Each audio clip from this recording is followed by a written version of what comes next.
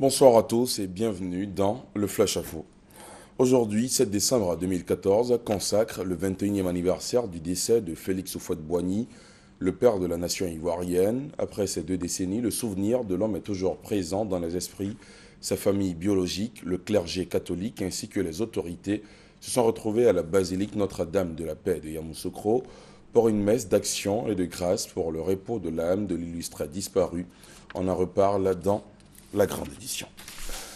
En économie, on s'intéresse ce soir à cette activité qui gagne du terrain et défie même les structures classiques, le mobile money ou l'usage du téléphone ou des technologies de l'information et de la communication pour les transactions financières. L'activité est en nette progression en Côte d'Ivoire. La Banque mondiale vient de produire une étude qui montre que 1250 milliards de francs CFA ont circulé par le biais de ce nouveau mode d'opération financière. L'épidémie d'Ebola pourrait avoir des conséquences économiques catastrophiques dans les pays les plus touchés, notamment la Guinée. Les craintes liées au virus font aussi du mal aux commerçants dans le pays. C'est le cas des vendeuses de pastèques, vous le voyez sur ces images, véritables victimes collatérales de l'expansion du virus. Vous le verrez dans la grande édition. La ville d'Agboville, située dans la région de l'Aniébi-Tiassa, au sud de la Côte d'Ivoire, a connu des heures chaudes avant-hier. À l'origine, un affrontement entre élèves du secondaire et des transporteurs de la ville suite à un accident de circulation qui a tué un élève et fait 3 blessés.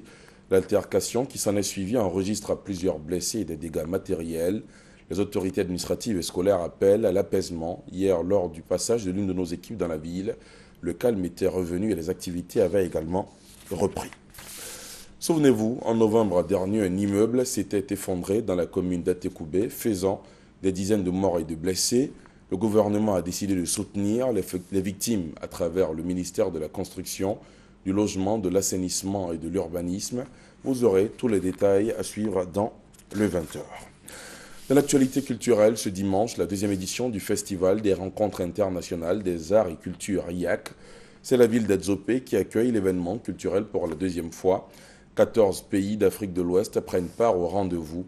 En 3 jours, plus de 80 prestations artistiques et des expositions d'objets d'art africains seront les principales attractions de la cérémonie.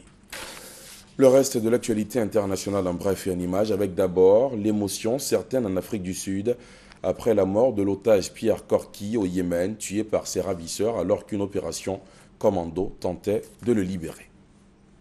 L'Afrique du Sud sous le choc après la mort de Pierre Korki, enseignant sud-africain tué avec le journaliste américain comme otage d'Al-Qaïda au Yémen lors de la tentative ratée de libération menée par les forces spéciales américaines. Selon l'ONG sud-africaine Gift of the Giver, qui négocie avec les ravisseurs, la libération de Pierre Korki était imminente. Chirine Bewani, l'homme d'affaires britannique de 34 ans accusé d'avoir organisé le meurtre de son épouse Annie, 28 ans, lors de leur lune de miel en Afrique du Sud en novembre 2010 par un chauffeur de taxi engagé comme tueur. Chirine Bewani devra encore attendre 2 semaines pour savoir si un juge sud-africain va lever les charges après que ce dernier ait entendu l'argumentation de la défense. C'est mardi prochain, le 9 décembre, que le tribunal de Pretoria entendra l'appel formulé par l'État de la condamnation d'Oscar Pistorius, condamné à 5 ans de prison dans la mort par négligence de sa fiancée. L'accusation conteste l'interprétation du juge lors du procès. Selon elle, dans une autre cour, le jugement aurait été différent. Si l'appel est retenu, Pistorius risque 15 ans de prison. Visite en Algérie du président grec Karolos Papoulias, arrivé samedi pour une visite de 3 jours dans le pays à l'invitation des autorités algériennes. Au programme des entretiens sur la situation au Moyen-Orient et en Afrique du Nord, concernant le terrorisme et l'immigration, et les perspectives de coopération dans la zone euro-méditerranée. Et c'est la fin de ce Flash Info. Merci de l'avoir suivi. L'information revient à 20h.